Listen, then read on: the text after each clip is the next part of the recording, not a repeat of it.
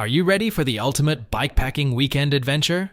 Join us for an unforgettable self-supported bikepacking trip through Southwest Virginia. The Grayson Gravel Pie Bikepacking Adventure travels along the Virginia Creeper Trail, the beautiful gravel roads of Grayson County, Virginia, and the New River Trail. All lodging and camping arrangements are included, along with daily routes and guides riding along with you. This self-supported adventure offers resupply opportunities every 20 miles for your food and water needs. Find out more at graveltraveldirt.com. You're listening to Mid-Atlantic Gravel, Travel, and Dirt.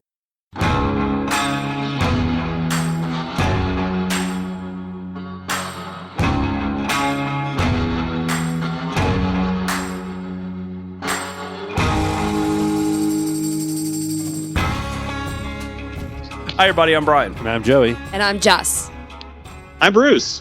Everybody, this is episode 214 of Mid-Atlantic Gravel, Travel, and Dirt.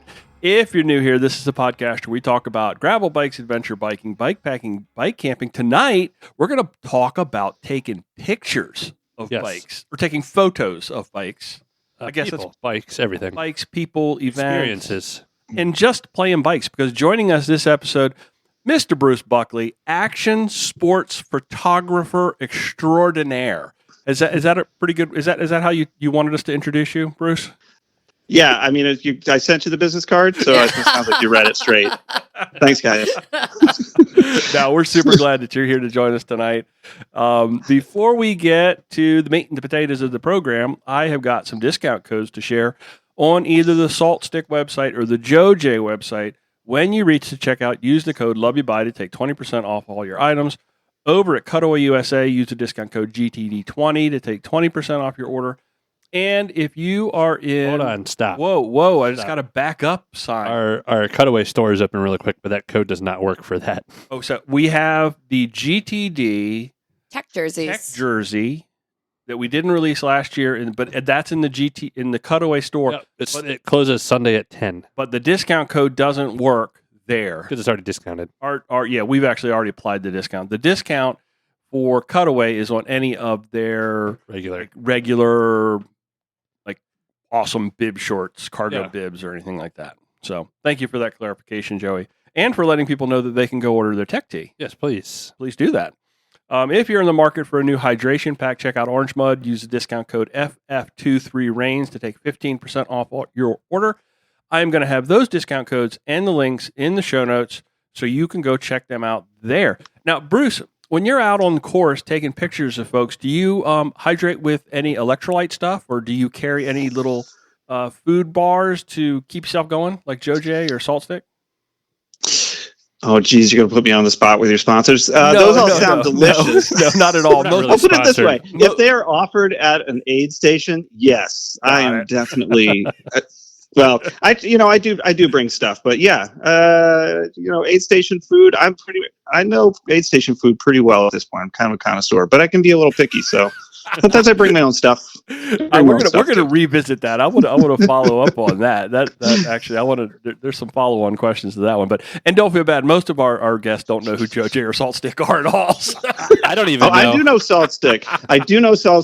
If I'm like working so hard to the point that I need a salt stick, I probably should just back it off a touch. I did see you down in North Carolina sprinting through a cornfield in the mud. So. I did do that. If it was 80 degrees, I'd be like, salt stick, please, salt stick. Absolutely. So we're going to do a real quick recap. I think the only thing I got coming up, I got Appalachian Journey this weekend, going down, and Larry's going to rip my legs off. And I got to try to keep up with Larry because it's that duo thing, Jess. Larry is literally going to rip my legs off, and then I'm going to hit him in the knee. Yeah, he has weak knees. Kneecapping. Give him a kneecap. You office fans. Give him a kneecapping. That's all that's going on in my world. Joey, what you got going on? I started digging stuff around like 7:30 this morning. I did trail work. I did like 3 hours of trail work before an 8.5 hour workday. Wow. And then this. So yeah. You had a full day. That's why I'm drinking hot tea tonight and not alcohol. It's a smart way to do it. Yeah, I did like 5 hours of trail work Monday, and I had to finish it today. I'm like, you guys pay for CrossFit, and I told you, like, I have a free gym workout. Like, we moved hundreds of pounds of dirt with buckets today and digging, and Well, It thank was you so for that, caked though. up, and Thank you for the work that you're doing. You're doing a lot of trail work. heck yeah. That's pretty awesome. My perspective is like Jess is a newer mountain biker, Mhm. and I try to find things that suck and make them better, Okay. so that like someone like Jess has a better experience. Is that why we're friends? You Yeah. found something that sucks and you're trying to make it better? But I'm sure. Yeah, that's all I was. I rode, and unfortunately, the area I rode across, I rode like 5 miles over to where I needed to work, which was a half a mile from another parking lot. Uh-huh. So I should have drove over. Oh. Yeah, and I have a rental car. You could have just And sent I just, that. like- You could have sent that right through the woods. No, I'm just worried. It's like I treat it like my Subaru, Yeah. and it's You're throwing dirty stuff in the back. yeah. That's okay though. It's a So- rental. Jess, your world right now. Yeah. What's happening? I know you got something big this weekend. 47 hours, I'll be on spring break. So I'm very excited. And then how are you kicking off your spring break? And then, yeah, so Friday, Joey's going to go to his nephew's birthday party, and I'm going to go to cat camp. Yeah. So I'm very excited for cat camp. Yeah. I've been doing the cat tips of the day, Oh, cool. like a cat tip. So She's on the cat staff this yeah. year. Nice. So I have to make sure my ears are fluffed up, right, Joey? Yep. Yeah, you do. And I have to make sure I'm bringing my mountain bike and my gravel bike. Oh, you're and I taking need- all the disciplines. I You're taking am. all I the am. bikes. I'm actually doing the mountain bike skill part with them. So Cool. I got her a surprise for a mountain bike that'll be here before she leaves. more I-9 wheels. I run bike shops. Like that's about it. I'm not rich. So you're not going to tell us what it is? Can you whisper it in my ear? Turn your mic off. Your headphones. She off. won't figure this out, but it does come from I-9. Oh, I know exactly what it is. Ooh. I know what it is. Yeah. Okay. It's a dropper seat post. Nope, they don't make that. Oh, sorry. You wanna Tires? Joey, let's jump into Strava Club real quick. We don't Yeah. want to keep Bruce waiting. Shannon Hayes from I don't know. It was a private thing. maybe somewhere in this world with 164.8. She's technically out of this world if she's riding 108 miles. Shannon could be a boy too. I think it's a guy. Dave Yeah. Beto. Freaking minions. Beto. From Erie, PA with 133.8. Sorry, Dave. Dave, we're not making fun of your name. 133.8. He has to get Joey's that. making fun of his name. And Lisa Boone from Lancaster, Pennsylvania with 180.6. Man, my glasses are bad. To break in the top 100, you needed 121.6, and we're up to 898 members. So we're slowly Wow. ticking up. Yeah. Slow. So gravel, travel, dirt. Strava.com/clubs/gravel, travel, dirt. Very easy to find. Yeah. Very, very easy to find. All of our friends are in Strava. Well, all of our friends on Strava should Oh. be in the Strava. I don't know. The It don't club. matter. I don't know. I am not on Strava. I know you're not on Strava. I am. If people want to see my guided meditations I do all day long, they can more than welcome. Okay, find let's that out. Before we get to Bruce, Bruce, can you hang on one second?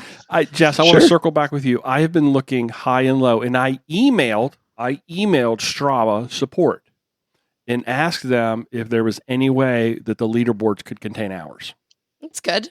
So I'm trying. That's good. I put in a lot of mountain bike hours. Yeah, Yeah, I agree. I think they've got the data. I know. and it's there for Tri Club. Why isn't it there for Bike Club? Exactly. So I'm We're doing gonna my fill out a form so that we can put more into the cycling community. Triathlete's a little needier. See, Bruce, Jess is a very big proponent of it's not about the miles that you ride, it's about the time that you put in. And that's absolutely accurate.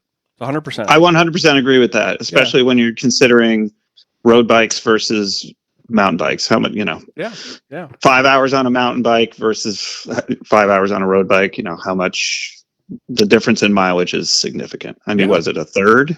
I think Maybe. I think that is the number. I think Yeah. it's the 30% kind of thing. Yeah. Strava standard. It's all about smiles, not miles. Yeah. smiles and miles? Ah. That's it. Smiles per hour. Yeah. Oh yeah. Oh, wow. Yes. You guys Wow, need to that get was in that good. marketing team. This We is should good sell stuff. stickers. Seriously. I want Yeah. that like groovy font though, where it's like smiles per miles. I'll See? send you the font I want. This is like Bruce energy here. Yeah, we Yeah, got some yeah. good brainstorming. This is great. I love this. Yeah. Okay. all You're right. welcome. Let's do what we're here to do. Bruce, for any of our listeners that maybe live under a rock or something, Yeah. maybe we have listeners that don't actually ride a bike or go to events. I think if anyone has ridden in our area, they know Bruce Yeah, Buckley. Truth. yeah. But for those that maybe don't know, can you tell our listeners a little bit about yourself?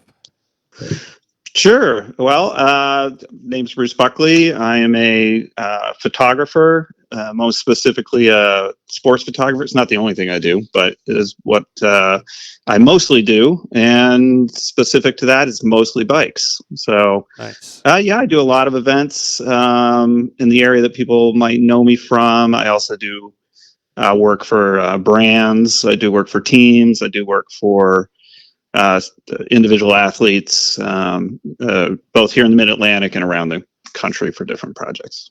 So photography is your main gig. It's just, and I guess it's a lot like, Mhm. like, you know, I do a lot of like marketing and web development and stuff for folks. And it's kind of like you dip your toes into a lot of different disciplines when you do that kind of thing. So it sounds like it's a lot of the same. Yeah, definitely. I mean, you kind of, well, it's not like I work for an agency, you know, old timey model was you work for some kind of an agency and they would get you work. And, you know, we all are, we're all just freelancing now. So, yeah, you piece it together. You know, I work for a lot of people. I put together, you know, the business myself. I reach out to different people, and yeah, I'm just kind of got to I dip my toes into wherever I can dip them, I guess. So, What brought you into the world of cycling? geez, I got into bikes when I was a kid. So where I grew up, right around the corner, a bike shop opened. I was probably 12, maybe around that.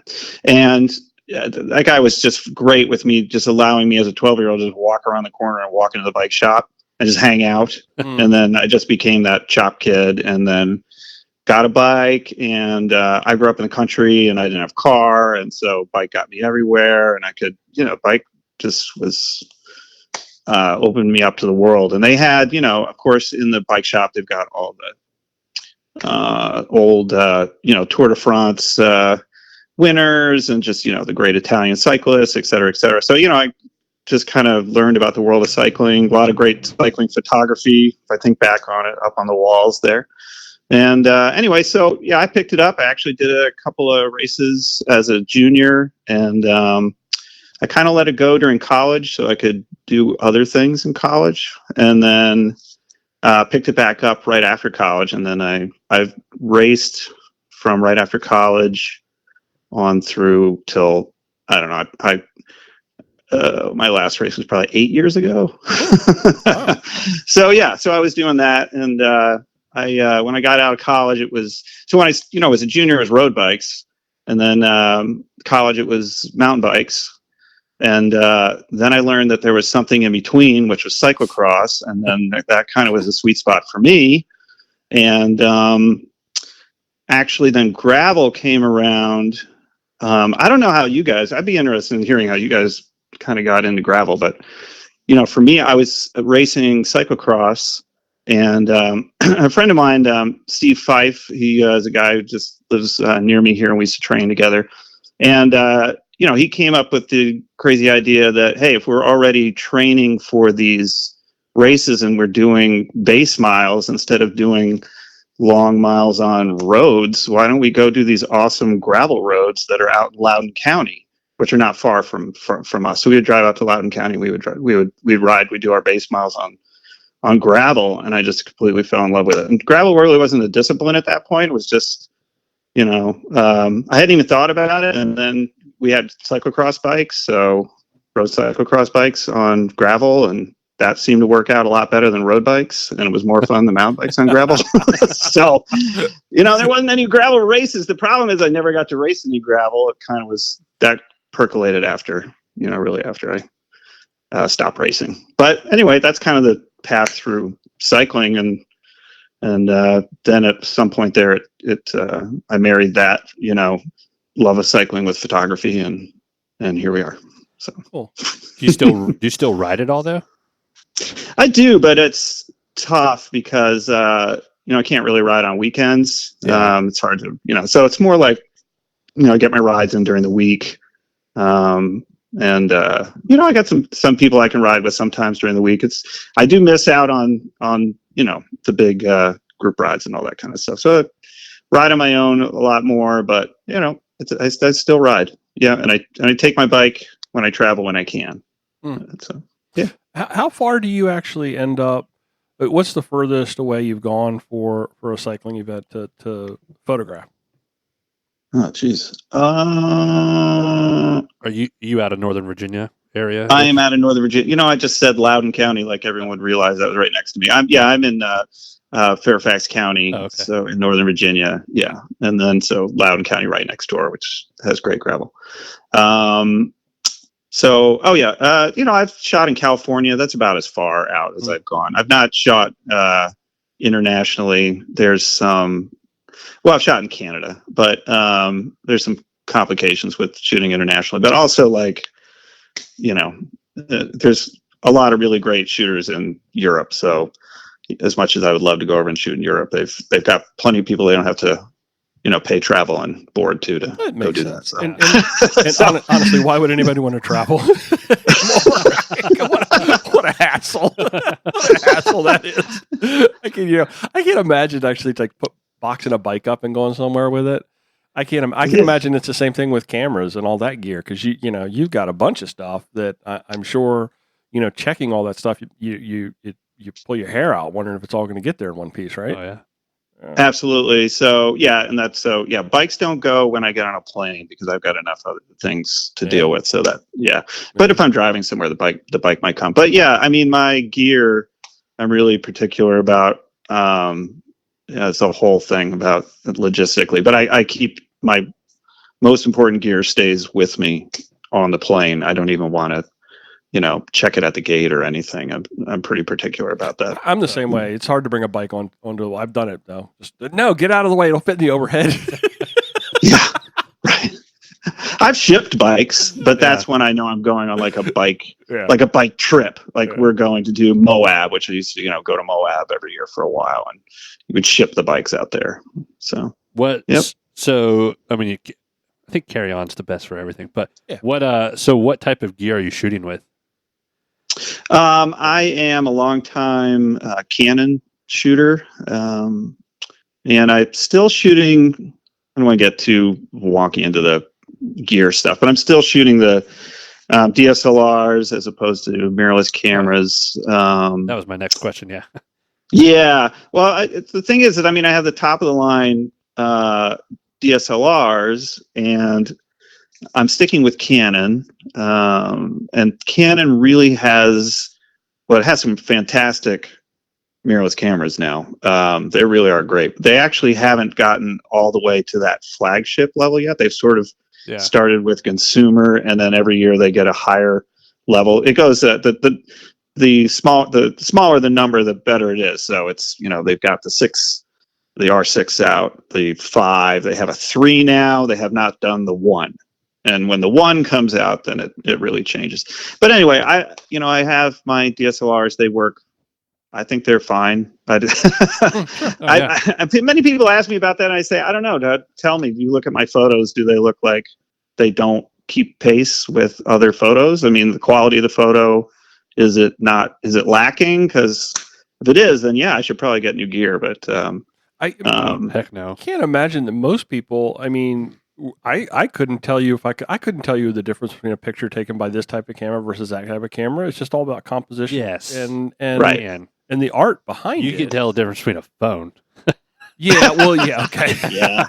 I say you can tell the difference between a phone and like a 5D. And But I'll carry on from Brian. I don't even know when my phone on my camera's lens is dirty when I'm taking a picture. Joey's like, your lens is dirty. And I was like, how do you know that? Like, how do you know if your lens is dirty? And he's like, clean your lens before you take a picture. I was like, okay. Like, yes. But it was like last year when I was announcing for Matt at Croatan, and I was doing something, and he's like, dude, what are you worried about? He's like, there's like Bruce and like there's people here taking pictures. Oh, well, you wanted to take your own though. A couple, but it's like no, someone that's gonna and at the end of the day, yes. Now I'll brag on Joey a little bit because Jess doesn't seem to want to do it. Joey is a photographer. You not at like Bruce level. No, but I mean, and I've tapered off because there's so many people taking pictures.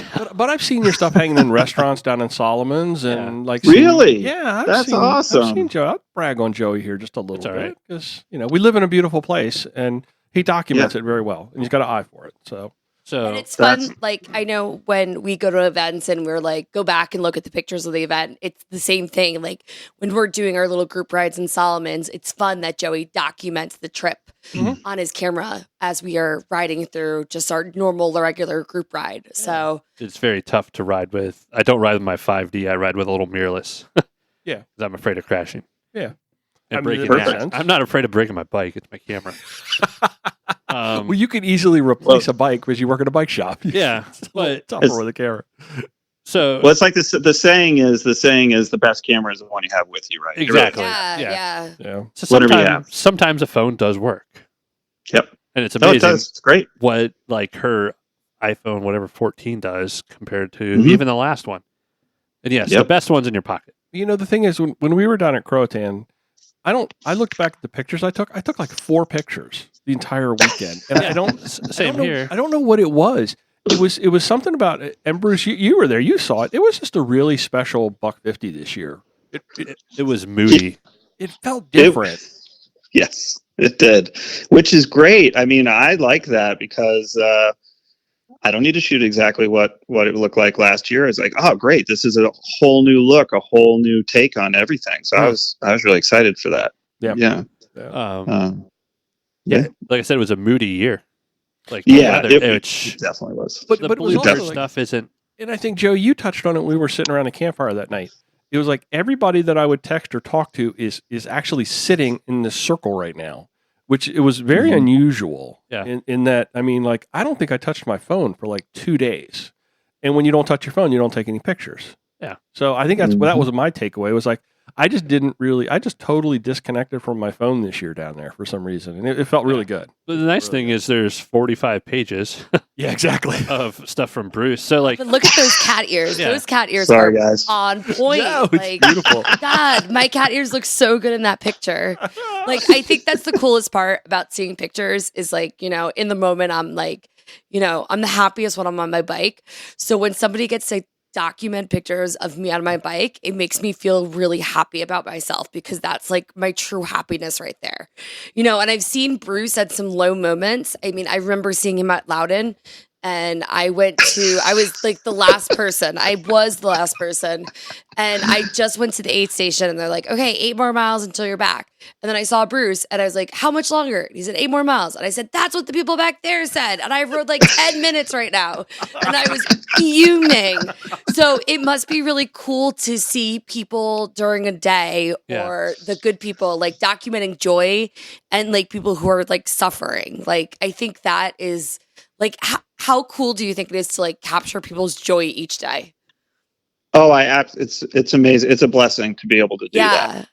Like See I think people- that's Just seeing people I love all of it. You see people in their best moments and sometimes in their worst moments. And it's not that I want them to be in their worst moments, but it's like, hey, they're having a bad day. I might be able to help with this a little bit, and Yeah. try to offer some words or some encouragement or, just something to kind of pump them up and get them going for the last, whatever it is, 8 miles, as you said, or something like that. That was so much longer than 8 miles. I kept asking everybody. I was like, this is ridiculous. Like, Was it longer than 8 miles than what I told you? No, but Okay. there was places like a van came up and pulled beside me and they're like, are you going to finish? I was like, well, how much longer is it going to be? 8 miles. And they kept telling me like, oh, it's like 6 more miles. And I was like, no, I can't make it 6 more miles. Like, get my bike ready, put it in the back of the van. Like, I'm done. You finished. Yeah, finished. but I don't ride with a computer, so I don't really know how much longer it is to the end. Yeah. You know, Right. so that's why I'm always asking people like, oh, what does your Garmin say? I don't really ride. I don't really know how long, much longer. Right. So Right. I would say, what is it like? Because you get to see like every stage of people. Like sometimes Yes. you're following the pros. Sometimes you're right catching the people that might be struggling. I mean, like how Mhm. hard is it to watch occasionally? No offense, like someone like just struggle. I don't know if that's too deep of a question. No. So I kind of have to ride that line a little bit as well. So I kind of go back. At some point, I go back. Initially, I probably fall back to my journalism school background where, I'm an observer and I shouldn't try to get too involved. Yeah. And if somebody's going through some things, that's part of the experience too, right? So I don't want to just completely interfere with that. I don't want to be cruel or anything. You know what I mean? But like somebody's kind of just trying to dig deep and push through. It probably feels terrible, but at the end you finish it and you feel accomplished that you did it. Now there's a point when, sure, I'm definitely going to maybe step in a little bit. I mean, I helped with 3 medical issues at Croatan. Yeah, you helped with Julie. Yeah, Julie with I helped Julie out. That was one of them. I think Julie brought it up. And I've done that. Like I've at the Dirty Kitten gravel grinder, I've put people on. So if you've seen me there, I ride around on an ATV. It's just the best, by the way. That is, if I could have an ATV for every, I mean, so good. This is my office. I can have it. It was so great. It was like a farm ATV, and it's got like a crate on it, like an old fashioned, like it'd be like a milk crate kind of thing on it. And I could drop all my gear in it. Anyways, it was great. So, but run into people, and I, put somebody on the back of the ATV and kind of carry their bike in one hand and steer the ATV with the other and take them to the aid station. I mean, that stuff happens, but that's okay. I mean, some things are more important, than just taking some pictures. Speaking about running around the courses, so like you do Croatan, you've done it a number of years. Where the angles are, but I guess that changes from year to year. Do you go out and scout in event location beforehand to know where you want to go? Yes, I do. And almost every event I do, I'll do that. And sometimes if it's just a repeat of a previous year, then I don't really have to get too involved with that. But usually I try to, because if I'm coming back to the same place again, I really want a fresh take on it and say, well, I've already shot this. Like whether or not it works well or not, I want to do something different and offer something different. And just on a personal level, it's nice to kind of just, expand the view. Yeah. No, so I will for Croatan, for example. Yeah, drove down on Thursday and then spent Friday going around the course and just checking it out and kind of marking things off. And then for me, a big part of it is this logistics, where I say, okay, what are the side roads that get me to these different locations so I don't have to drive on the course, or I minimize the amount that I drive on the course. I really don't want to drive on the course unless I have to. Right. So I try to minimize that as much as I can. So I'm always looking for some other little side road to cut in at some point, which there's plenty of that on Croatan. It's great. And then I'm doing things like, Friday night I sit there and I do a lot of math, which I'm not very good at, so it takes me a long time, but I sit there and I say, okay, well, the leaders are probably going to go this fast, and that means that they'll probably be at the aid station at this time, and then they'll be at the back of the 150 loop at this time, and then they'll be whatever it is, they'll be in sector 4 at that time, so that I can kind of anticipate where I need to be. Yeah, I was getting ready to ask, like, logistics for a whole day for you. It sounds like it is a cluster. Like, it's a spreadsheet. Because yes, it's a spreadsheet. You managed to get everyone, but you managed to get the right people in the right place, and you're still capturing everyone else. All over the course, and you have different sections. Like, the planning for that seems ridiculous. And the challenge is so huge because you've got, like Joey's just saying, you want to get the pros because that's kind of like, that's what people want to see. But I think more than that, the people who are riding in the event want to see themselves. We were in the back of the 50, and that started 2.5 hours later, and you still caught us over a section of railroad track. And I know that course could be an out and back, but you still have like the catfish loop and everything. And like we still saw you come through when none of the pros stopped at the turnaround. Yeah. And they were flying, and it was just cool. You're like 20 people at the same time, and like 20 places as one person. From that perspective, what's the most challenging event you've done? Oof. Oh man, what is the most challenging I've done? Well, I don't know. There's I would say, let me just say generally the gravel is actually a lot harder than any other discipline. I think it really is because I really don't want to drive on roads with the cyclists if I can avoid it. In part because it's a little bit easier to just take out the whole road, on gravel because there's no like center line. And so people just kind of go where they go. Yeah. And also I have a high chance of dusting people, and kicking up rocks and stuff. And I want to avoid all that stuff. Little easier on road because you can kind of get around people faster. And mountain bikes usually are in trail systems and you just figure out how to connect on trails. I usually, for mountain bike, I just ride a mountain bike. And then I just ride from spot to spot when I cover a mountain bike. I was getting ready to ask because, I know you've done TSE and other mountain events, and do you? I don't want this to sound bad at all because you see it. Has anyone ever gotten you like an e-bike to run the course mountain bike wise? So that'd be pretty badass. So it's the way I do it. I know that. Same. Let me tell a story. So yes, at Quantico Epic one year, at the aid station, I don't know. Have any of you done Quantico Epic? Do you know that one? It's on Quantico Marine Base. Yeah. So if you do the big one, you go over to the opposite side where there's a lot of the training facilities and ropes course and all that stuff that they do. And it's a big loop. And I got over there and I asked the guy at the aid station, what time did they come through? And he told me, and I was like, oh my God, there's no way I'm going to catch them on the backside. And he says, they'll probably be there in like 10 minutes. I was like, yeah, I'm not going to get out there in 10 minutes. And he's like, hold on. And he goes into his van and pulled out an e-bike and gave it to me. Yes. And I was like, oh, I guess we're doing this. Okay. And this was the era of, e-bike's bad. So I was like, oh, don't tell anybody I did this. And then I got on, I was like, oh my God, this is the best thing ever. Why have I not done this before? I'm such an idiot. Why did I listen to people who said e-bike's bad? This is great. Oh yeah.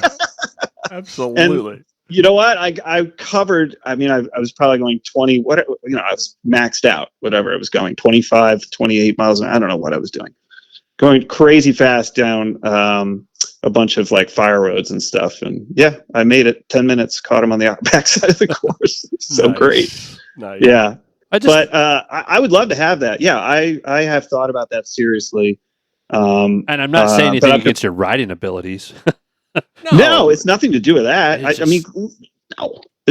Here, look at this. When I'm riding, you got to understand I have all my gear on my back. So that's like what I'm thinking. Yeah. That's a 30-pound penalty already, right? Yeah. So, I think I maybe am owed some battery power. That's okay. And I would do it. Frankly, I just e-bikes are kind of pricey. Sounds like we need to get Bruce an e-bike from you need to get one of them little haul bikes like you got in the shop right now. Yeah. Oh my goodness, they're little like mini bikes. Takes 400 pounds of gear. Yeah, you need one of those like little like e-cargo mountain bike things. Oh, yeah, right. That sounds great. Yeah. It's pretty that cool. sounds great. And it only reminded me watching Cape Epic in the video. People, I don't know what you call them. They're filming the video on e-bikes. Yeah, videographers, sure. And I know that I think a couple years ago it stirred up a little bit. People were like, "What are these?" And it's just cool because they're carrying a lot of gear. Yeah. Yep. And it's a long day for them. It's not like they're doing the course, they're doing the course, stopping, taking pictures, it's a whole thing. They should win if you're actually out there competing and carrying gear. Give me the prize. Seriously. Yep. We should get Bruce an e-bike. Let's start something to get Bruce an e-bike. Yeah. Let's do something to get Bruce an e-bike. So I was gonna so you got an ATV on some courses, you've had an e-bike. I know you have a car at Croatan. Is that usually like your modes of transportation? Yeah, or mountain bike. Yeah, mountain bike, e-bike if provided. ATV. Yeah. I've used gravel bike too. I've actually used. I've used my cross bike a lot on trails. When I know that the trails aren't really punishing, I just take the cross bike. I'm really comfortable on it. Like I still do that at like what's a local course? Like I do last year I shot Schaefer Farms. There was a race at Schaefer Farms. Happily ride the cross bike on that course. It's not overly punishing, you know. So and the reason to take that is like, okay, it's maybe not as fast on some of the downhills because I'm gonna be a little careful, but I mean everywhere else it's pretty speedy with those skinny little tires. It goes a little faster than the mountain bike. So at least for me. When you go out and ride for like pleasure, do you like put a backpack on and put like 30 pounds of dumbbells in it? Yourself, just to train. I just make a little I just have montage. a really big meal the night before, maybe drink 5 beers, and then have just a gut. That's our Friday night. So.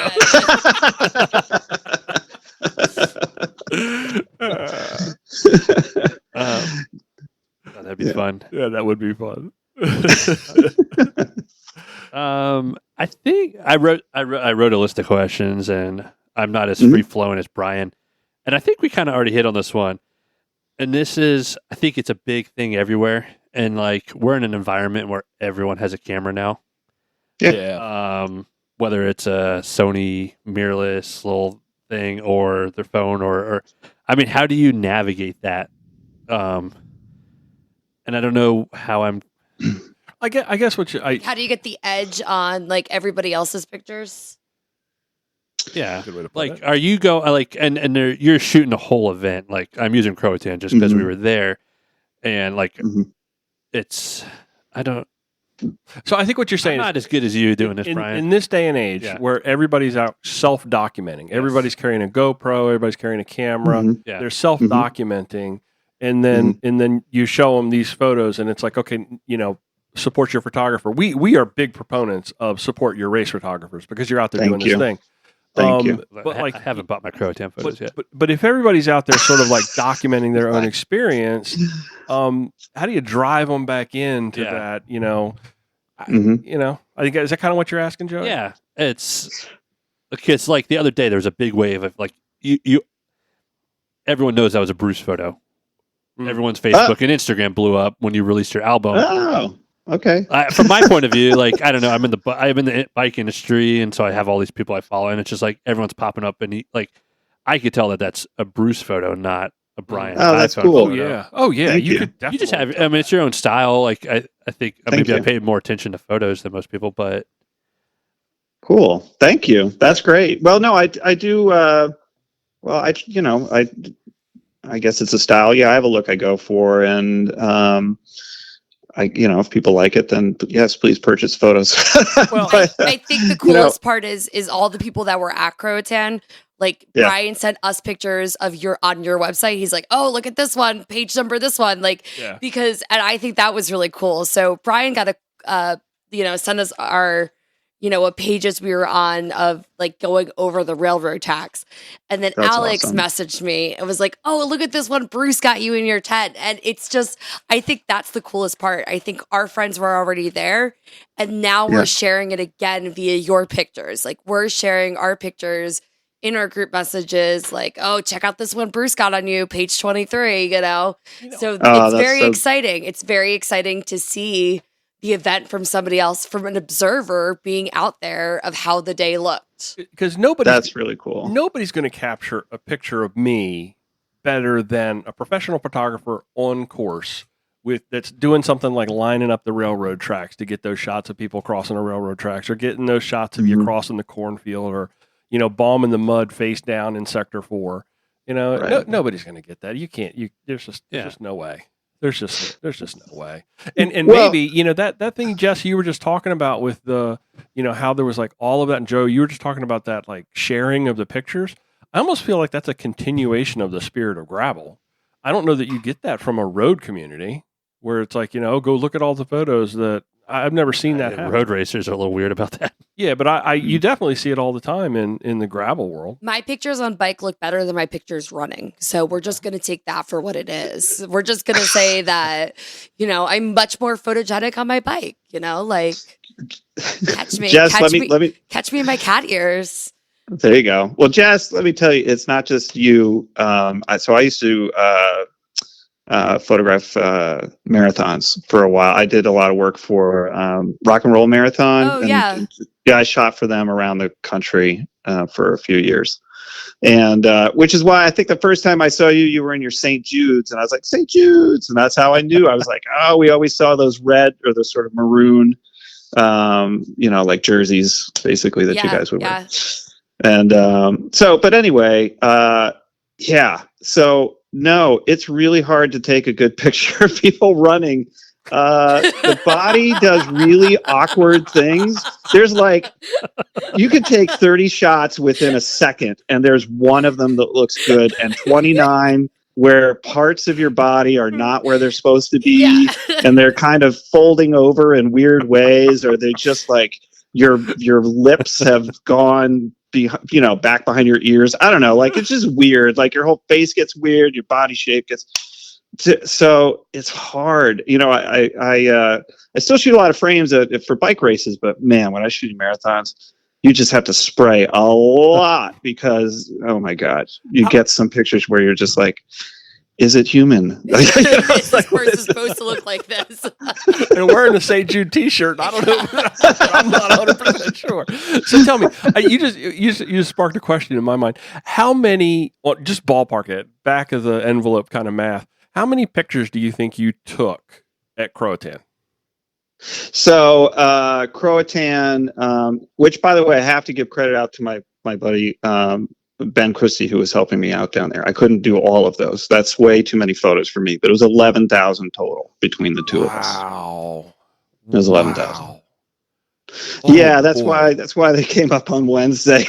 Sorry guys, it took a minute to get through 11,000 photos. But yeah, it was 11,000. But you think about it, it's 800 people. I mean, it's a lot of people. And we try to get everybody. So how do you pare that down to what you actually release for sale? So I don't know. It's hard to explain. I have a culling process where I take it down usually through two different passes. I think the first pass I got it down to about 3,000 photos, and then I got it ultimately just under 2,000 photos, and that's why you have 45 pages of photos because it's about 2,000. It's pretty close. I was trying to get it to 15, but then I was like, I didn't want to start cutting things and have it be, this might be somebody who doesn't have a photo somewhere else in the gallery. So I just kept everything in there. Do you ever hear from people where's my photo? Yes, why didn't I do. I do. I heard one from Croatan, and it hurts to hear that because we try really hard. But the fact is unfortunately, a lot of things happen where, especially at a course like Croatan, if you're drafting, which is a thing you should probably do in Croatan if you're able at some point. If you're drafting, I can't shoot through somebody to take your picture. Mm-hmm. So, and some of that is so just to kind of give it away, you saw the railroad tracks. Good reason for shooting the railroad tracks.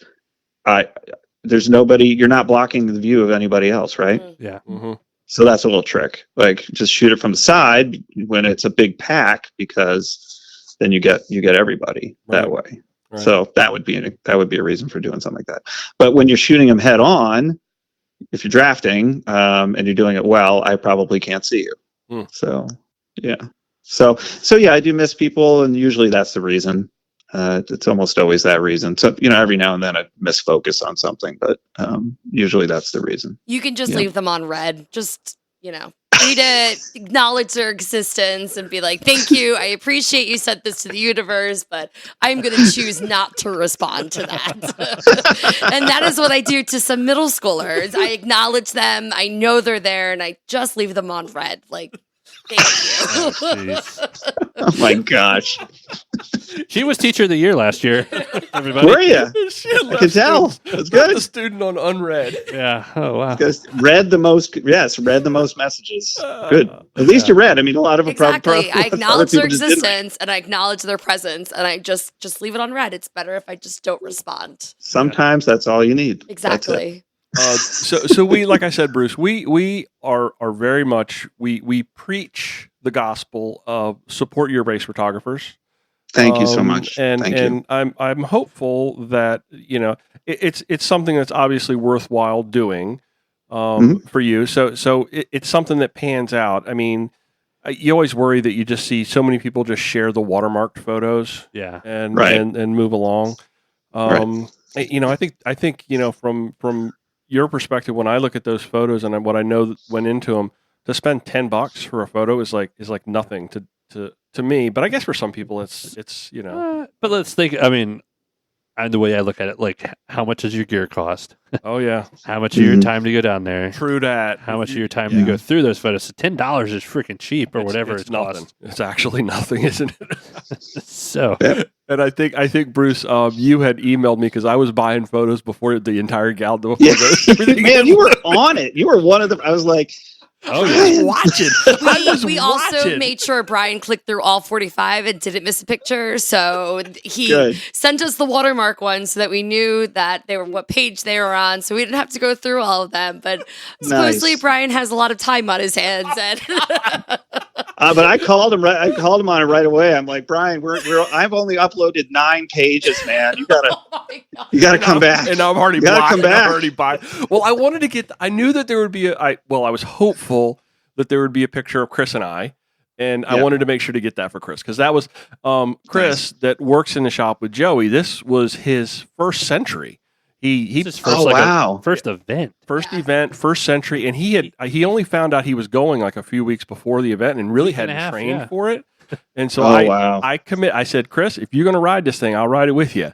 And he manned up on that one. No joke. I mean, he's a pretty solid. That's awesome. Has a pretty solid headspace. Yeah, from what Joey has. We've known from Chris athletically, because we were coming back in after the first lap, and we did the buck, so it's like 106 miles. So we were coming back in, and we were getting towards the tail end of the pack there, and I asked him. I said, Chris, I need you going to commit to actually going back out? And he said, yes, I'm going back out. We're going back out. I said, all right, and this is what we're going to do when we come in.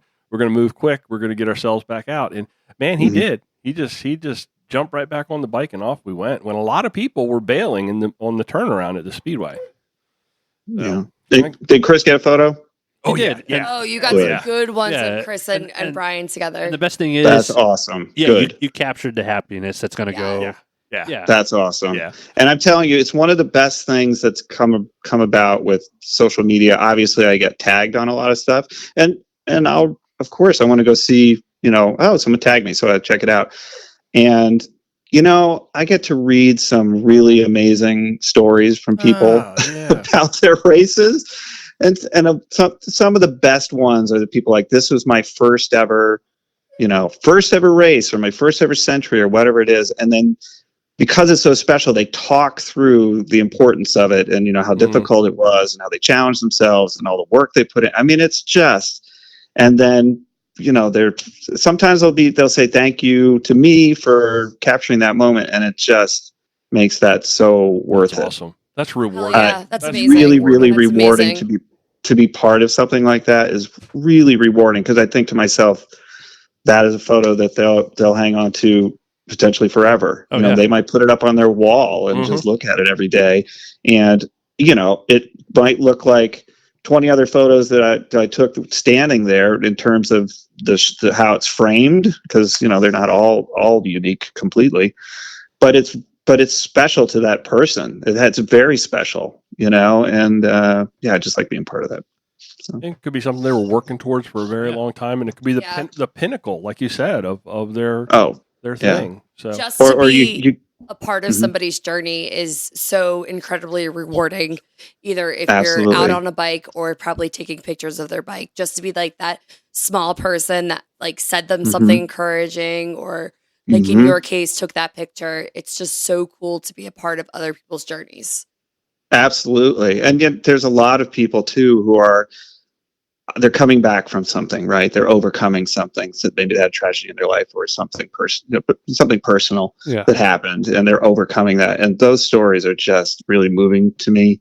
I've been, and we had Wounded Warrior Project there at Croatan, which was just fantastic, being able to document those men and women. And I actually did it was about a decade ago. I did Race Across America with Wounded Warrior Project, Oh, watching cool. a relay team of those athletes, making their way across the country, and it was unbelievable just to see them, and what they're going through, where they came from, the struggles that they had, and I mean, you just had people who said, I was in the just absolute pits of despair.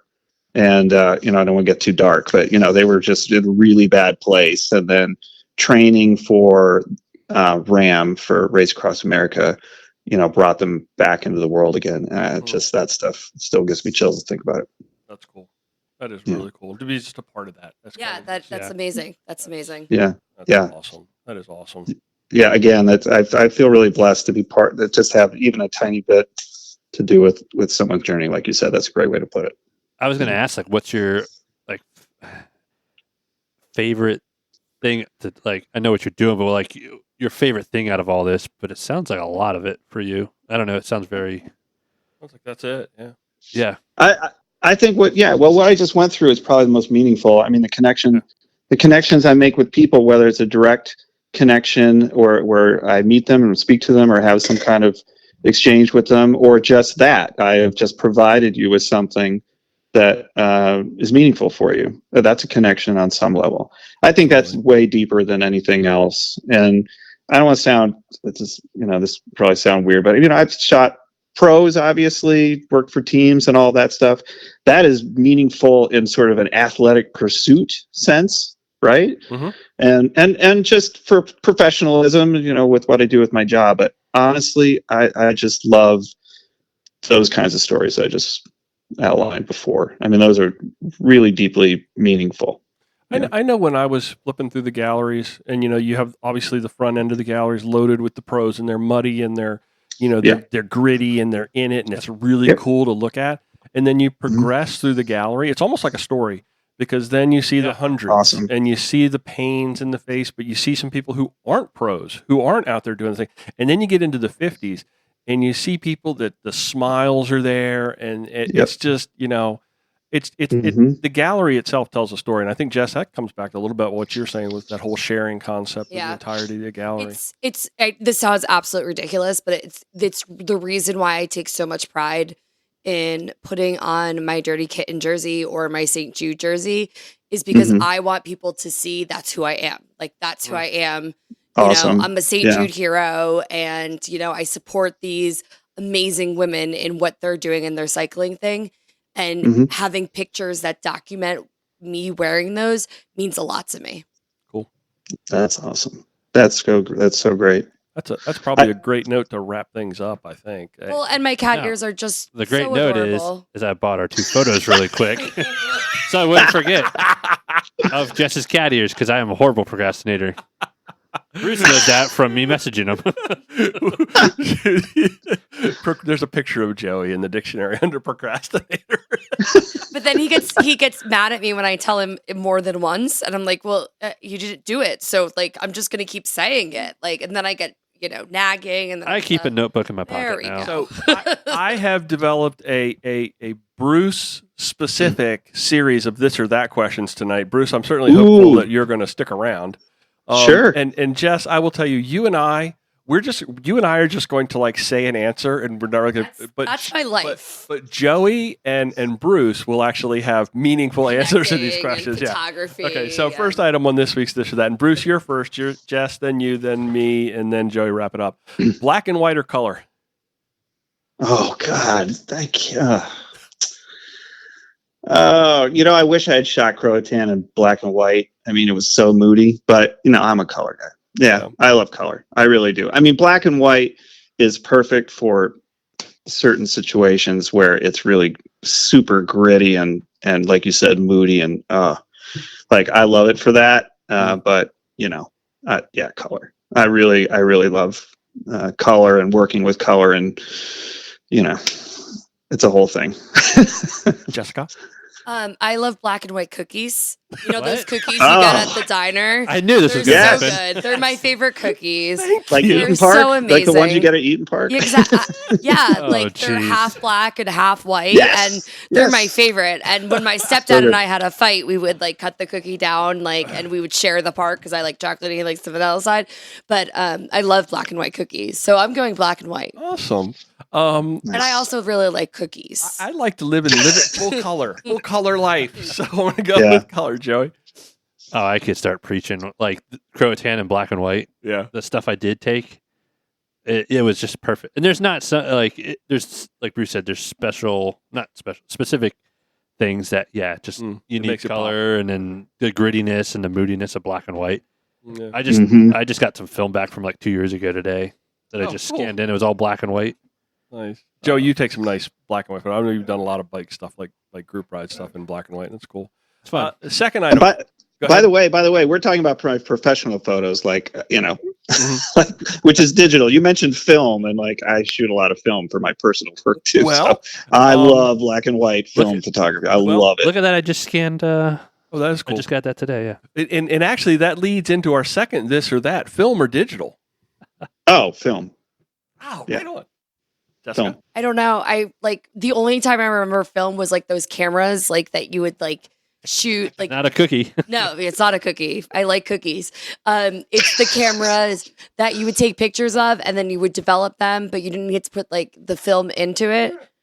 Mhm. What? Like the instant cameras. Oh, the Kodomatic Polaroids. Like Yeah, with the Polaroids, land disposable cameras, you would shoot them. Right, you buy Yeah, it for you would buy $12 them and and it had a then- roll, and Yeah. yep, you're done. Yep. I don't really remember like pictures like handheld pictures. Like I remember I've picked pictures of me as a kid like Uh-huh. in like handheld Mhm. pictures, but In some ways, I am so glad that I grew up before the age that everything was documented with photos. But in some ways, I'm very sad. I there's a lot of things that I think that people that are coming up in today's world, the younger people, their entire Mhm. lives are documented for both the good and the bad. But that's not the question. Film or digital? Digital, because I don't even know how to work one of those. no, do they even make things like that anymore? I guess they do. I don't know. I used to keep my film in the fridge, and like my mom would be like, "What is your film doing in the fridge?" What Or else? the wine cooler? Yeah. What else did you use those little canisters for, Joey? I have currently probably 30 rolls of film in my fridge, and I have See? 2 rolls at the developer right now at the lab. Yeah. Yep. So, like, the best thing my friend Dan taught me when I first trying to get like really into photography is to shoot film. Yes. You can't just look back at everyone wants instant gratification. They want to go through the whole thing. Mm-hmm. And now I will shoot something, and even with my digital on my DSLR, and I'll just put it away for a couple days before I even look at it. That was my biggest lesson that I learned a lot from. And film really helps with that. Yeah, and film. I mean, each frame is a little more precious, right? So you're not just like blowing through. Okay, I just take this photo 5 times. You know what I mean? You sit and you sit in the moment. You wait for the right moment. You get everything. You frame it correctly. You visualize. You pre-visualize. You know what you want from the shot. You get all the settings right. Yeah, it's a really like people have asked me like, why would you shoot film when there's digital? And the simplest analogy I can say is like, I don't know, why do people still want to drive a manual shift car, right? Yeah. versus a Tesla that does everything for you, I guess. you're not doing like 7 frames per second.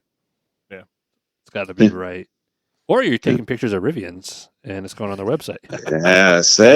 You saw that. Oh yeah, that was pretty. Yeah, that was nice. Still a mixed bag on the Rivian for me. Sometimes I look at them and I go, "That's a cool looking truck," and then sometimes I look at them and go, "Oh, I don't know." That's just everyone does that and is just jealous. Yeah. Maybe that's it. You know what's really cool about them? If you draft behind them, there's no tailpipes, so that's no nice. exhaust. No exhaust. So for cyclists, pretty good deal.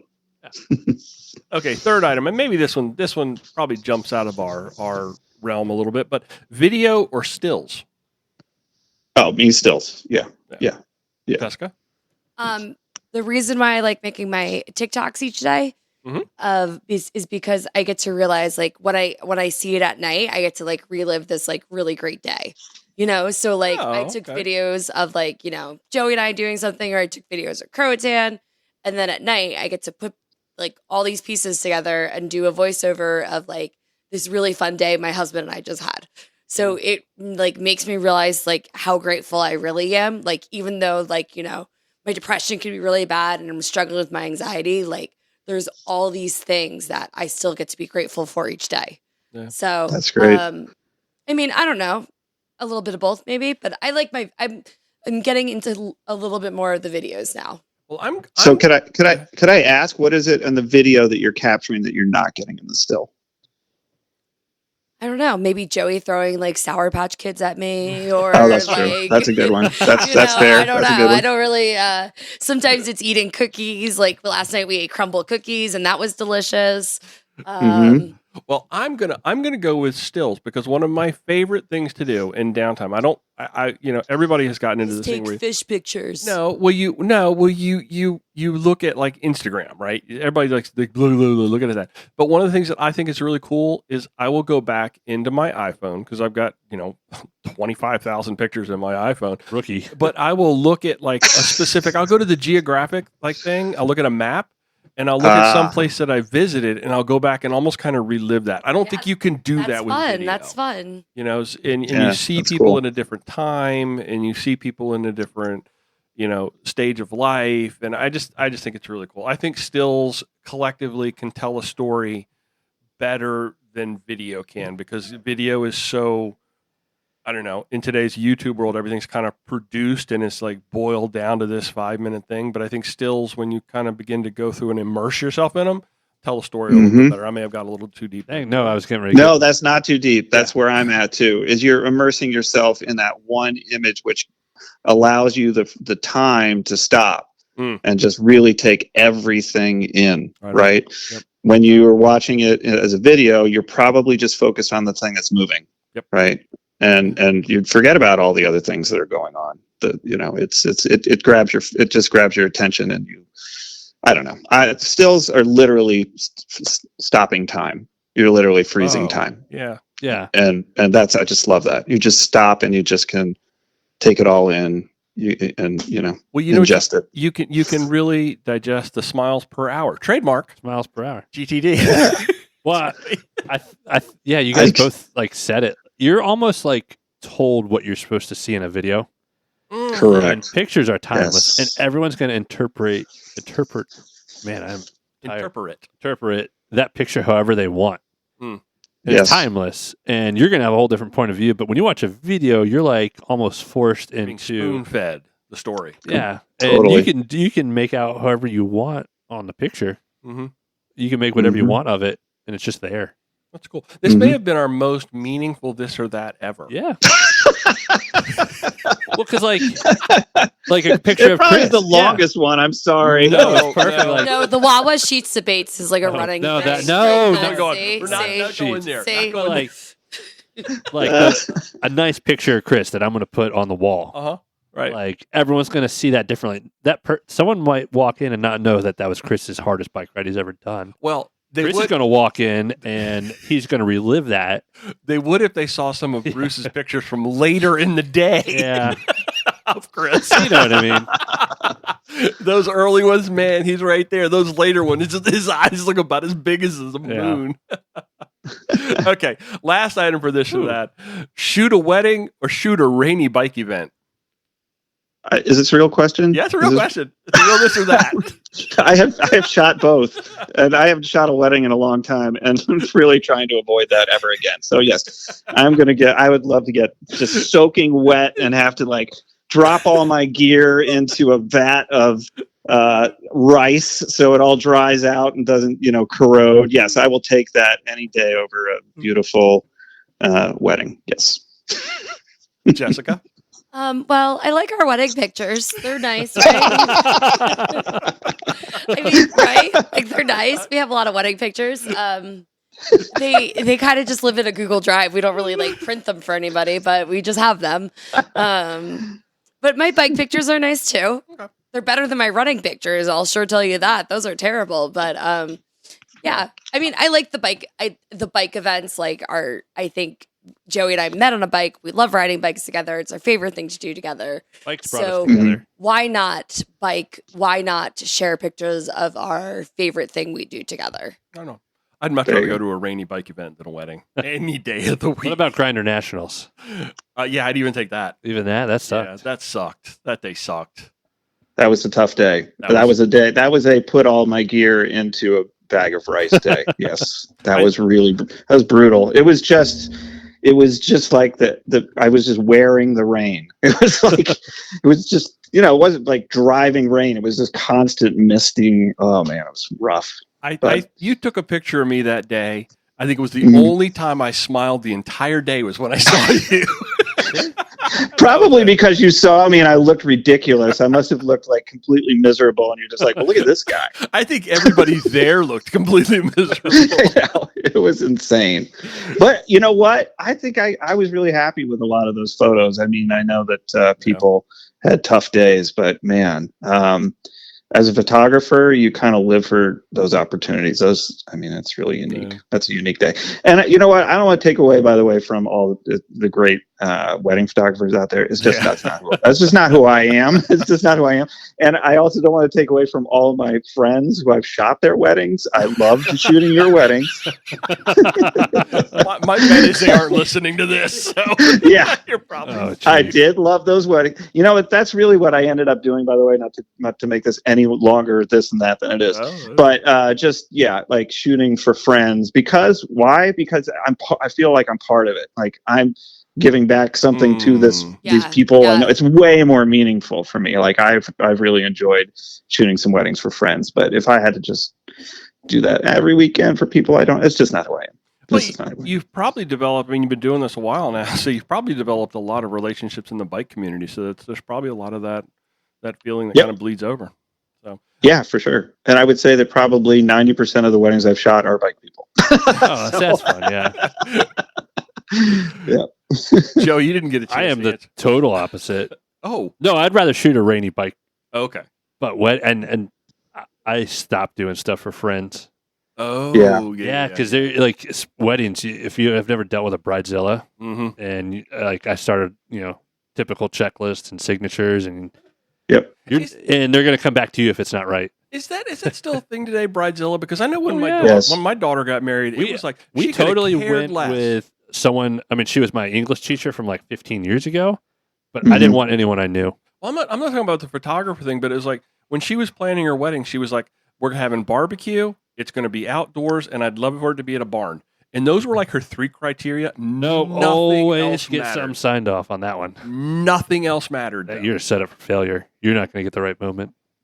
I'm just talking about her from the perspective of her wedding. No. She didn't. She wasn't talking about the pictures. Oh, she was just talking about the event as a whole. We were that simple. But what really grinds my gears, and this is okay. Yeah, we're getting close to that. So we got another hour here. So yeah. So I started doing weddings early on, and then it was like an era where wedding photographers were going away for a while. Yeah, like 2008 through like 2012, I think. I feel like there was the decline of that, and people were buying cameras. Everyone had better cell phones, and like you want to charge $4,000, and they want to pay you $500. So I started turning them down. And then I got out of it, and my mom started volunteering me, which caused a fight with my mom. But now I feel like it's on such the up and up again. Really? I'm like, dang, I missed that one. Well, because now everybody's doing the cell phone free weddings. Yes. Like turn your phone off. Yep. Okay. Yes. So there was a decline, and I got out of it, and then it just went right back up. Yep. Maybe it was you, Joey. Yeah. I would say that, that bridezilla thing you brought up before, that does exist, but that is also part of my motivation for having it be people I know, because, I got a reference there. I can kind of gauge with, you can't be sure of everybody. Somebody could be very different on their wedding day, but I've never had that happen. It's always been like, these are cool people. Yeah. I know this is going to go well.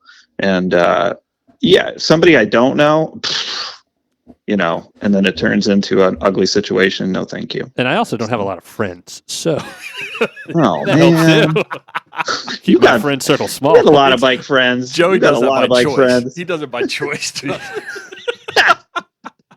All right, y'all. I think it is about time. That was a good one. We shut this thing down for the week. Thank you so much, Bruce. I mean, Yep. Thanks, Bruce. this is. I'm going to ask you guys. This is probably the best cycling event photographer episode we've had. Yes. Awesome.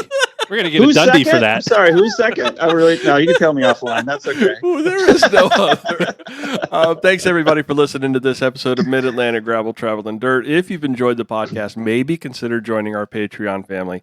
We really appreciate all the support, and your monthly donation of just a couple of bucks really helps us keep the fire burning. Joey, For just $1 a day. just a dollar. No, we want $2. No, the minimum is $2. It's yeah. not a day. I wish it was a day. How can people get in touch with us, Joey? Well, a lot of people came and touched me, unfortunately, God. at Croatan, and I will be at Dirty Kitten. We only remember a few of them, Yeah. though, right? Oh my goodness. I saw more people knew me than I knew them, which was embarrassing. Our website's graveltraveldirt.com. Our Instagram is at Mid-Atlantic GTD. BruceBuckleyPhotography.com is Bruce's website. What's your Instagram, Bruce? It's Bruce_Buckley. Got it. I'll put links to all that stuff in the show notes. And our tech tees are still up with Philip from Cutaway till Sunday night. Sunday night. Tech And Tees. on the spot, it's recorded. Maybe Bruce can help us get Carrie Warner on here Yeah, soon. we'd love to have Carrie I Warner. message Carrie Warner like every day on Instagram. I have no idea what you two are talking about. You I'll literally- message. Yeah, I'll please, message Bruce. him tomorrow. I'll message him tomorrow. I Yeah, message him absolutely. every day. I just figured there was a little pressure right now, Bruce. Joey just wants Carrie Warner on this podcast. I He's talked to not him, gonna- and we talked at Unpaved, and we never have our timing right. That's all right. And we're the Kona figure- guys. We'll figure it out. Yeah. Figure it out. Mid-Atlantic Gravel, Travel, and Dirt is recorded this week from right here in Blake's kitchen all the way out to somewhere in Northern Virginia, where Bruce is. Thanks for riding along. Until next time, do good, be nice, go slow, respect others. Love you, bye. Love you. Bye. Love you, bye. Love you. Bye.